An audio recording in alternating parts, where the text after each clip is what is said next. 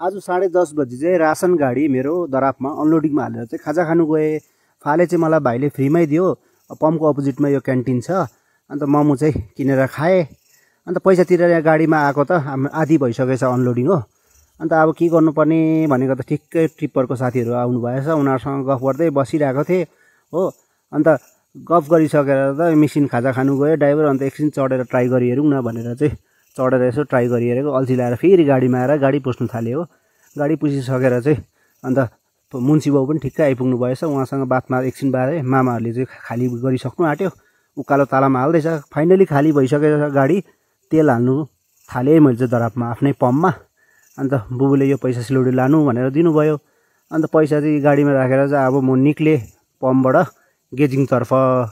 अन्त अलिकति अगाडि मात्रै पुगेको थिएँ। यो दोकानमा सधैँ म मकै किन्ने गर्छु सब्जीहरू। हाम्रै मामाहरूको दोकान हो।